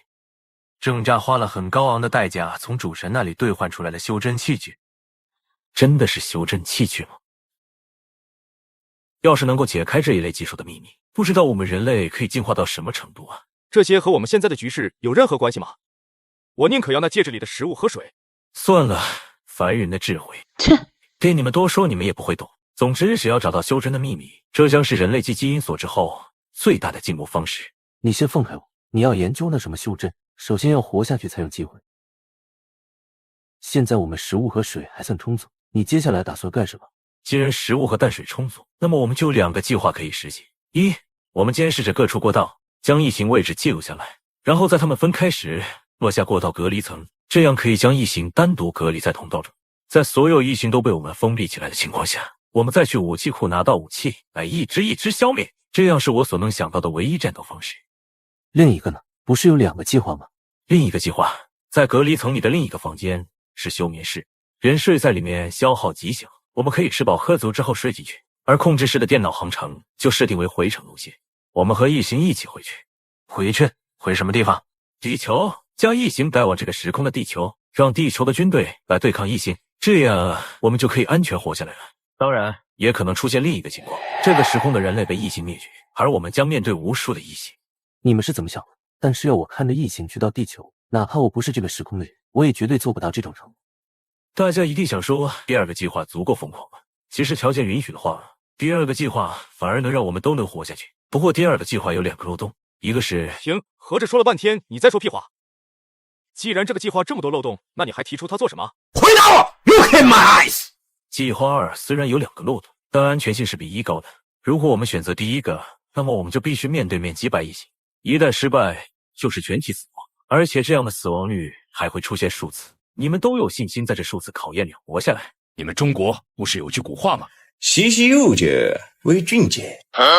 好像不是这个，是生当作人杰，死亦为鬼雄，好像是这句吧。我可不想把命运交给未知去决定，万一睡过去，我们就无法醒来呢。比起来，我更希望自己能够把握自己的未来，哪怕是死，也是我选择的战斗而死，而不是靠可能的命运来赐给我生。我也认为应该选1，虽然危险，但确实由我们自己把握战斗，而并非是靠运气去活着。那我们还是投票好了，少数服从多数，这样大家没意见吗？选1的举手，选2的放手。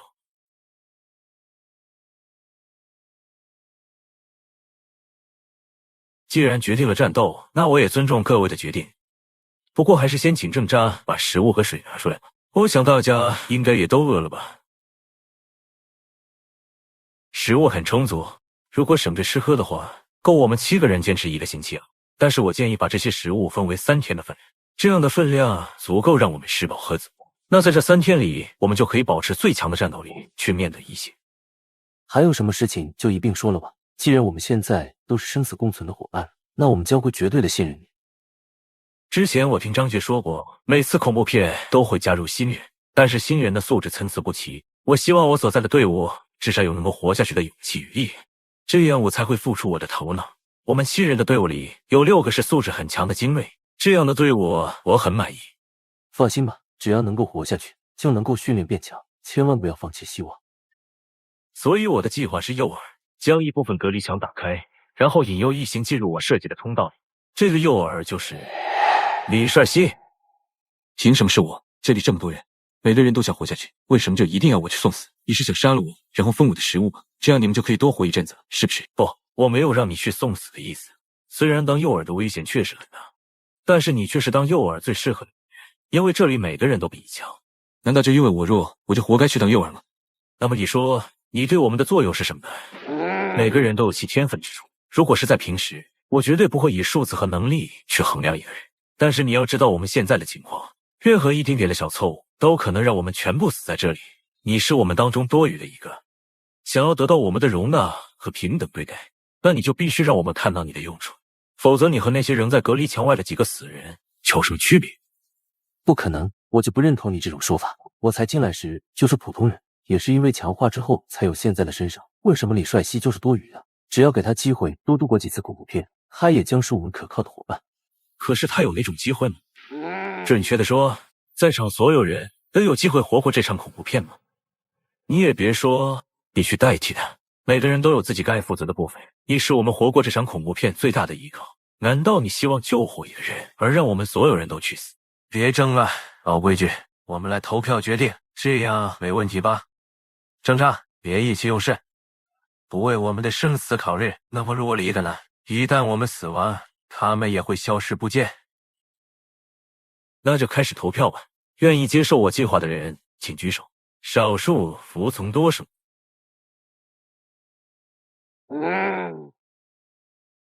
好，我会去当诱饵，就如你们所有希望的那样，我一定会去当诱饵。真兰，你也很怕死的吧？嗯，我也很怕死，每个人都害怕，那为什么就非要把危险推给别人？不是应该谁更能胜任这个任务，就应该选谁去完成吗？我觉得楚轩说的很对，如果是在平时，你的说法确实是合理，并且应该这么去做。但是现在不是平常情况，我们面对的是死亡，那我们又凭什么去无偿庇护一个没有丝毫用处的人呢？我无法反驳，或许你和楚轩说的对，但我还是希望所有人都能够团结在一起，而并非是实力强的人压迫在实力弱的人身上。你说，如果我们第一部恐怖片时遇到同样的情况，我们心里又会是如何去想？发生了什么事？为什么那头异形没有攻击他们？是因为繁殖吗？要让异形幼体长大，就必要有活的宿主。肯定是为了繁殖，诱饵任务必须要尽快进行了，否则数天后我们将面对9只异形。这是你的分量，只要你证明了你对这个队伍有用，并非是我们的累赘，未来你也将是我们队伍里的一员。现在正好有空，说说你怎么杀掉那只异形的吧。关于这点，我非常好奇。当时真是九死一生，若不是我运气好，先把异形的舌头给砍了下来了，很可能死的人就会变成我们两个。如果是用沙鹰的话，你能够在多少米内打中高速移动中的异形舌头？150米内3成命中率，100米内4成，50米内5成，这是极限了。总之，还是先照计划来隔离开异形，然后清除去武器库的通道，也许可以在那里找到合适的武器。那你打算怎么隔离开异形呢？直接就让人上去当诱饵？我们是在27号位置，按照之前异形带着那4个人所走的方向，女皇所在的位置应该是在1、2号仓库里。那周围监控系统也失效，可能是被异形的分泌物所腐蚀烂。我们所能使用隔离墙的区域是在16号之后的房间里，可惜16号房间跟17号武器库分裂在15号房间的左右两边，我们没办法降下17号通向15号的隔离墙。如果我们要去拿武器，15号房间的异形就可以自由猎杀我们。这也正是诱饵计划要展开的原因。我们必须要将除皇后以外的其余异形全部吸引到17号房间之后的通道里，然后挨个将他们隔离，这样我们才能寻出一条安全的道路通往17号武器库。我说过我不会随意糟蹋人命，这个计划虽然危险性极大，但它却是关系到我们能否活过这场恐怖片的关键，所以这个计划一定不能出任何意外。万一只有1、2只异形过来呢？这样不是既危险又无法完成计划吗？其实有一个办法可以把异形都引过来，还记得我们被异形追赶的事吗？气味，他们的血液有种极大的气味，别的异形闻到就会飞快地赶过来。你的意思是要用这种气味来吸引异形吗？我们这里还有6颗手雷，每3颗套在一起，威力已经足够将异形给炸伤。只要将其中一头给炸流血，那么别的异形也就会飞速赶来。只要他们一踏进17号房间之后的通道里，我们就能够迅速将他们隔离开来，而李帅熙也就可以靠爆炸的掩护逃进安全区。这就是诱饵计划的全部过程了。虽然危险，却并非是绝对的送死。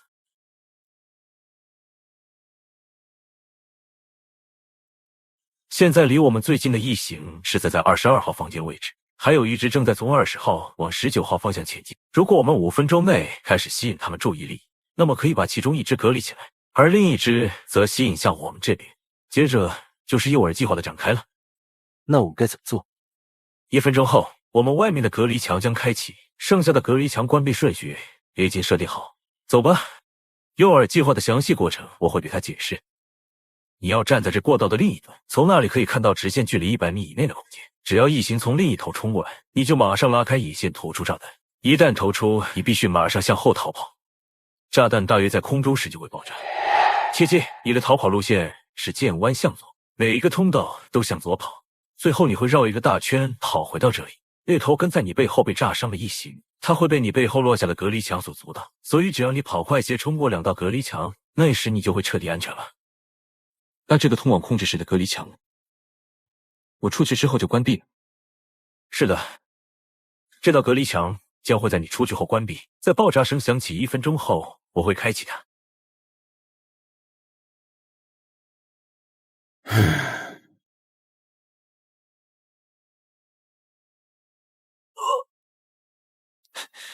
怎么了，大天才？你不是想要杀掉我们，就为了那丁点食物和水？你们就都排斥我？妈的，有你们这么逼人的吗？凭什么就要我一个人去送死？凭什么？我很好奇，要知道我的计划虽然危险，但是却并不是100%会死亡。只要按照我说的去做，你活下来的可能性非常之大。闭嘴，还在骗老子！知道刚才我为什么问你，等我出去后，这道隔离墙会怎样吗？你怎么回答我的？会在爆炸响起后1分钟内开启。别他妈的骗我！我虽然不成才，但是却看过很多的书。像这类航通隔离墙，通常会在关闭后半个小时内无法开启，就是为了防止被用电脑控制整个航天设备。刚才问你那句话时，就是我最后一次挣扎。妈的，谁不想活着？只要有一丁点希望，老子也希望活下去。但是你这个杂种，竟然会把我往异形嘴里推！妈的，你倒是说说，为什么要把老子逼到绝境上？倒是小看你了。我说过，这个队伍里是不需要仙人的，你在这个队伍里是完全的累赘。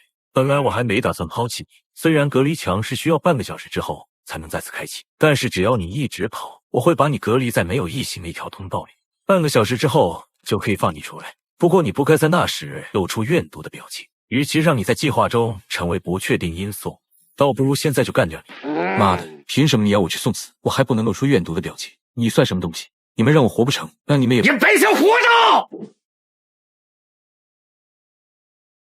为什么？那炸弹为什么一拉开就爆炸？我拜托霸王特意做的炸弹，其中一个会在数秒后爆炸，另一个则是拉开扣环就爆炸。本来这才是诱饵计划的真正面目。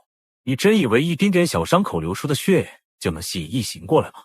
从监视屏幕上你也看到了，他们正在向巢穴方向前进。在皇后孵化期时，他们会护卫在巢穴附近，所以必须要有大量鲜血肉味，外加你皮肤上附带的异形血液味，这样才能将他们吸引过来。如果我猜测没错的话，现在异形正在朝我们这边前进。如果想死的话，你们就继续待在隔离墙外好了。那他说的没错了，你是从一开始就抛弃了他，打算把他给杀掉吧？你们两个为什么要帮他？与他这样的人做伙伴，我们什么时候被抛弃了都不知道。我最初并没有打算抛弃他，一开始我是打算让我们每个人都拿出些鲜血，然后他只需要和你。算了，我没必要和你解释这些。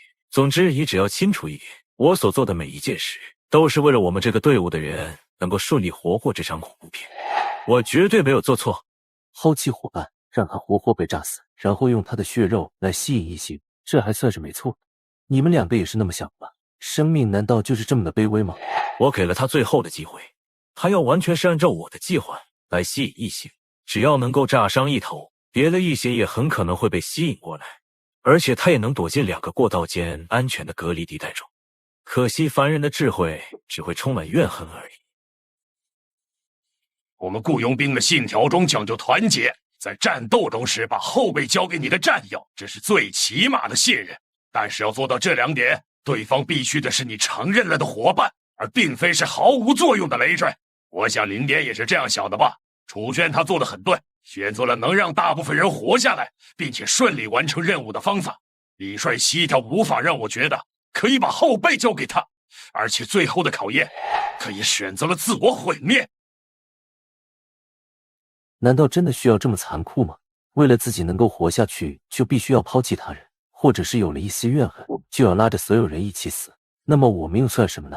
被他们利用抛弃的下一批棋子。我才不管他们想干什么，和这3个家伙在一起，实在是没什么安全感。之前还以为楚轩头脑好，可以想出什么好办法来拯救我们，现在看来，头脑好的人都太他妈阴险了。一会儿我就把枪要回来，即便要不回来也罢，等他们隔离好异形后，我们3个人就自己行动吧。已经跟他们产生分歧了，再跟他们一起，难免会被他抛弃。先进去吧。好，一会儿就我们3个人行动。还差最后一只，最后一只的位置呢？原剧情里一共7名成员，1个机器人，6名人类。你换算异形数量时，把主角也算进去了吗？这只是异形仪啊。不是还有一头异形没出现吗？为什么你一说异形1，他马上就放下隔离墙了？因为主角关系啊，异形1里不是活了一个主角吗？要是他也被异形杀了，那么后续电影就都不存在了。所以我们很可能只面对着5头异形，1头皇后，1头被你杀了，还有3头正被隔离起来，所以就再没有第4头了。那万一每部电影里的主角都是新生的，岂不是15号房间后面还会有一只异形吗？这就是几率问题了，只要几率超过 50%， 那就值得一试。即使是搭上你的命也无妨吗？是的，即使是我的命，我也永远会选择几率大的选择。你刚才是提到我的命吧？那么你是打算和我分开行动吗？没错，我无法相信你，说不定什么时候我受了伤，就会被你当成累赘丢掉。与其这样，倒不如靠自己的力量活下去。就像霸王说的那样，我无法把我的后背交给你。是吗？我说过，我只会抛弃对这个团队没用的人。至于李帅熙给他的考验，他没通过，对他来说，我已经算是仁至义尽了。但是被我认同的团队伙伴，我将会尽全力去拯救，思考可以让大多数人活下来的办法。要是我陷入绝境，救我的几率实在是很小，但却还是有机会救我。你接下来会怎么做？看情况，如果你的性命关系重大，那么付出任何代价也要救你。如果救你会把整个团队带入险地，那么就会干脆的放弃。是吗？我明白你的做法可能对你来说很正确，但是你的这种做法让我胆寒。我们不可能再在一起了。还有，别他妈把你的安危代替整个团队，这种偷换概念不觉得很卑鄙吗？张口闭口都是整个团队，如果整个团队要牺牲的人是你呢？你大概会想尽办法把自己的角色代替给别人吧？去你妈的！如果是你的话，你打算怎么做？我承认你开始的说法很正确，每一个团员都必须是对这个团队有作用的。比如要我拯救那3个小混混，这我做不到，但是一旦被我承认是伙伴，我就绝对不会抛弃，这样团队才能够相互信任下去。像你这种把人当工具的态度，即使能活下去，恐怕也只有你一个人是绝对安全的吧。别生气，那种人生气不值得。没生气啊，我只是在准备武器而已。知道我为什么要远离他们3人吗？因为我重有不好的预感，总觉得那15号通道里有什么东西潜伏着等待我们靠近。不过我不会告诉他们的，就让他们去引出那东西好了。既然他们那么相信实力制胜，那么作为弱者的一方，他们就该有被抛弃的觉悟。他有他的做法，我有我的战斗方式。无论如何，我必要活下去。好小子，什么时候有这种实力的？合着以前跟我对打时一直在让着我。没，我也是才发现这力量没多久，而且持久力也不行，每投一次出去都要消耗一些内力。按照我现在的内力总量和恢复速度，一次也就投5根出去，然后就要休息5分钟左右了。5根吗？也不错了。我就不信那些异形的外壳比这厚实钢板还强，可惜你才知道有这力量，没有经过练习，也没有准度。不然的话，这次我们就轻松很多了。其实异形真正可怕的地方在于偷袭。上次我和詹兰就……詹兰，你在想什么事情吗？我是在想楚轩为什么会带着他们离开。按理说以他的智慧，不可能不提防在15号房间后面的危险，为什么他却心甘情愿地去尝试这危险？难道说待在我们这里会有更大的危险出现？是异形的血液。什么异形血液？被隔离起来的异形啊，如果光把他们隔离起来，他们可能不会一开始就自残。但若是我们向15号方向前进，他们为了保护巢穴，说不定就会自残，用血液腐蚀隔离墙逃出来。那时直面3头异形的可不是楚轩他们，而是在他们身后的我们啊！难道说他从算计李帅熙开始就在算计我们了？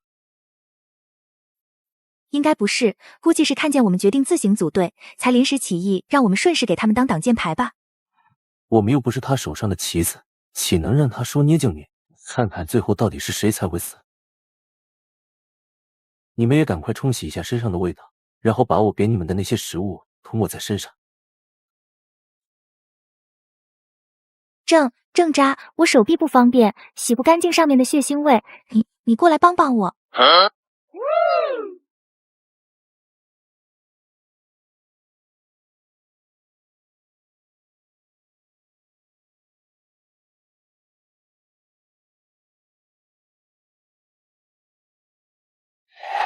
2次异形都是相同反应，希望这次也一样。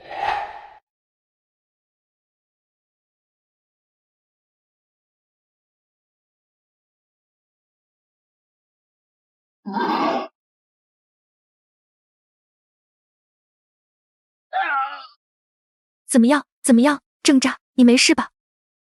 你把我们给吓死了，什么也不说就去偷袭那头异形。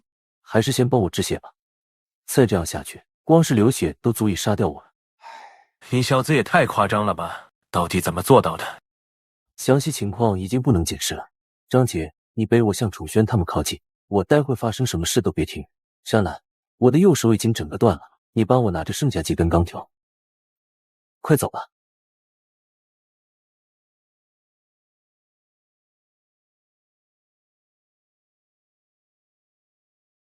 我操，你小子到底怎么了？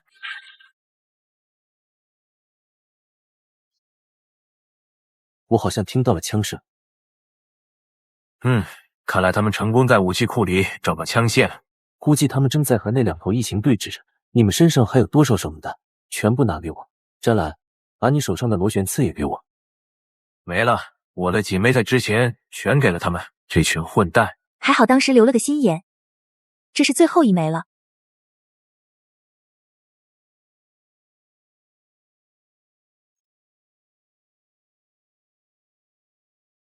爆炸时间大概知道了，你们帮我把手榴弹都绑在螺旋刺上，一定要绑紧一些。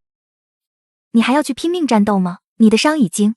没关系，刚才那枚手榴弹的爆炸声，估计他们也全都听到了。以楚轩的智力来看，他肯定会全力去缠着异形，我只需要从背后去偷袭那2只异形就行了。况且将手榴弹缠在螺旋刺上，只要在它爆炸前刺入异形体内，肯定会给异形带来很大的伤害。放心吧。郑炸，你真是个天生的战士，你骨子里藏着战斗的天赋，越到绝境越能发挥出你的潜力。我算什么战士啊？只不过是拼命想活下来而已。我们也过去吧，估计他们也撑不了多久。我们为什么要去救他们呢？这样一来，不是会陷我们于危险中吗？其实我们一直都在危险中，不解决掉异形，我们不过只是早死晚死而已。而楚轩的分析力和零点霸王他们的枪械能力，这些都是非常重要的战力。既然和他做同伴会被抛弃，那么就成为即使不是他的同伴，也可以得到他智慧的那种人。盟友，相互独立，但是又彼此支援，这是我所能想到的唯一合作方式了。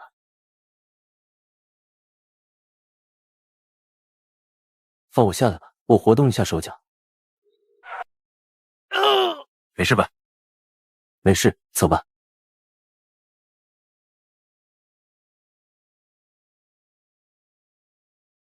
我们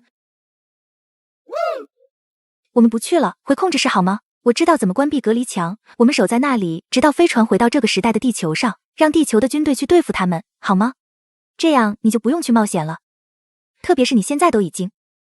你忘了他们的血可以腐蚀隔离墙了吗？这3只都是这么从隔离墙里逃出来的。若是我们打算封闭隔离墙，以求回到地球的话，他们饿极了，是绝对会再次自残来破开隔离墙的。那时甚至还会出现更多的异形。还记得被异形带走4个人吗？所以在那4只异形出现前击杀皇后，这才是我们唯一能活下去的机会。不然以楚轩的性子，他根本不可能冒险去武器库，因为他也知道这是唯一的机会了。可是你……放心吧，我没事的，我们一定可以活下去的。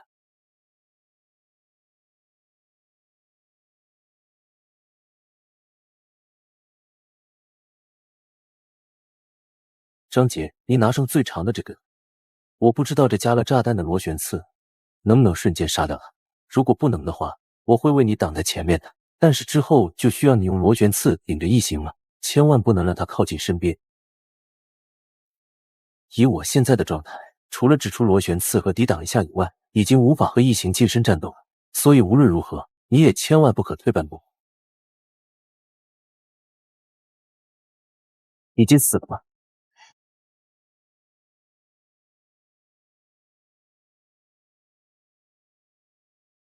真了，快帮张姐止血！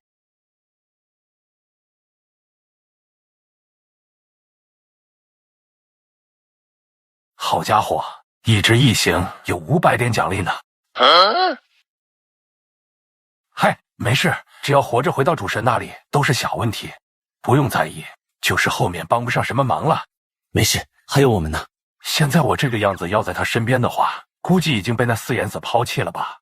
我绝对不会抛弃伙伴的，你们在这里等我，一会除非是我叫你们，你们再过来，否则就赶快回到控制室去吧。就照詹兰你说的那个办法去做，能不能够活下来就看天意好了。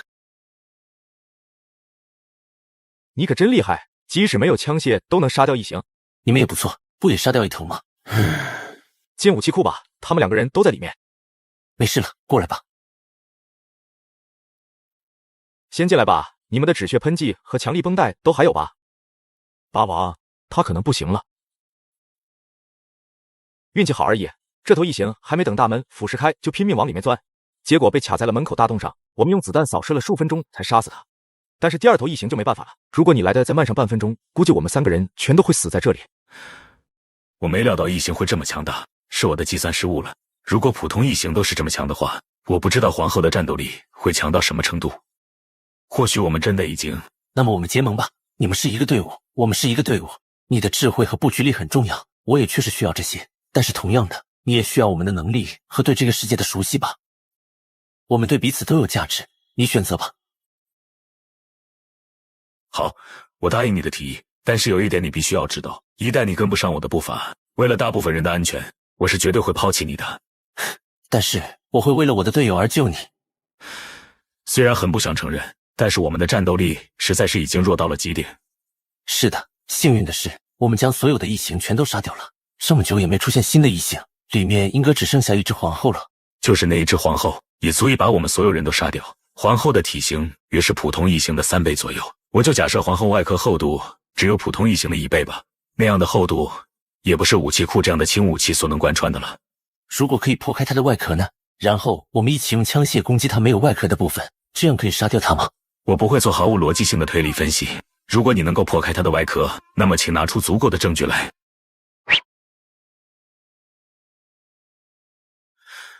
你不是左撇子，右手却已经是我的错。如果早知道你有这么大的战斗力，无论如何也不会让你受这么重的伤。是的，就如你所说，只要能够炸开皇后的外壳，我们就有很大机会杀掉她。如果你投掷这东西的准度更高一些，能直接命中她的脑袋，说不定可以直接秒杀她。没办法瞄得那么准，毕竟是用左手来攻击，而且我的体力也只能再投掷1-2下了。与其冒险去射脑袋，倒不如实际接射她的身躯更好。确实，射身躯的成功率更大一些。那么分配一下工作吧，挣扎你只需要负责你的伙伴就行了。我们这边负责破开皇后的外壳，还有提供一定的火力支援，你们则负责保护我们，同时也负责火力支援，如何？这就是你所谓的结盟吗？也好，我们双方只要负责自己该负责的部分就行。但是有一点也请你注意，这样一来我就没必要为保护你们而设计计划了，我们双方会非常公平地分担危险。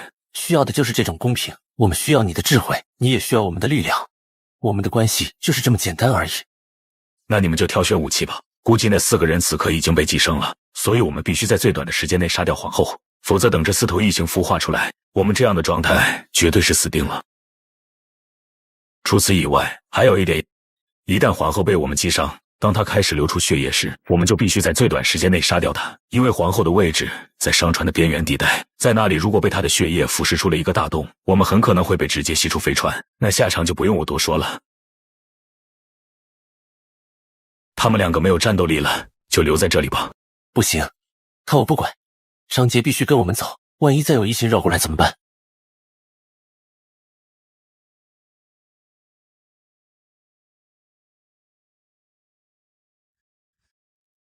一会看见异形的卵，马上开枪打掉，千万别靠近，其他的大家就见机行事吧。有情况，一定要跟着我，千万不要掉队。过不去了，那边全是这种分泌物。零点，你眼睛最好，看看那边的东西，是不是异形卵？看不清楚，这里的光线实在是太昏暗了。从我们走过的距离估量，这里大约是3号过道位置，再向里走就是2号仓库和1号仓库了。皇后应该就待在那里。那你们待在这里，我去看看是不是异形卵。零点，如果有东西出现在我周围，就麻烦你帮我打掉它们了。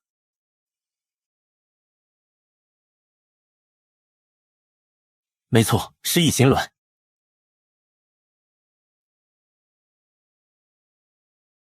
这些卵的外壳都非常柔软，我估计皇后应该才产卵没多久。看来我们运气还不错，皇后产卵之后会进入一种虚弱状态。既然我们都走到了这一步，无论如何也要拼命去杀了那个大家伙。走吧，将那最后一只异形杀掉，让我们全部都活着回到主神空间。从这条路一直走下去就是2号仓库了。那怎么了？我在想，就这么直接走进去是否合适？合适。我们5个人，每个人都是最后的战斗力，你别想用语言蛊惑大部分人同意你的意见，然后欺辱少部分人，却被迫当什么诱饵。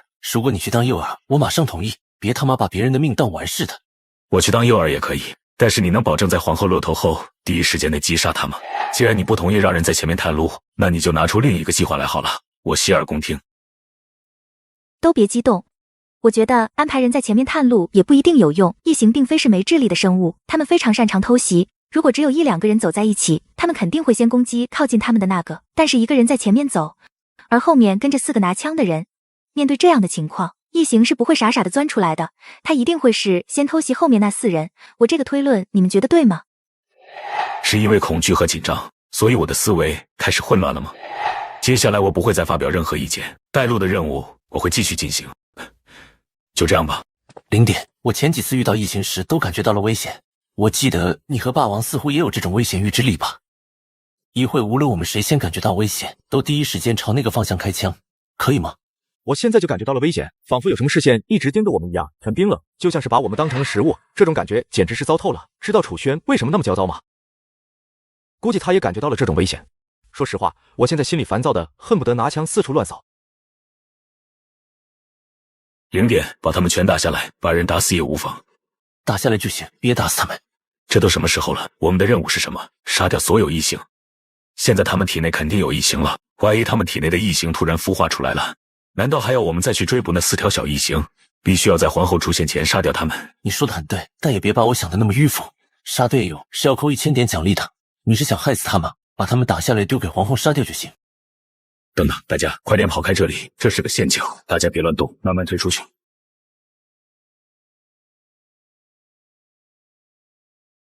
0点至现在，快把他们打下来。嘿，您猜怎么着？没了。我还不能死，我还要带萝莉回去。挣扎，接着。要干什么就赶快，我眼睛快看不到了。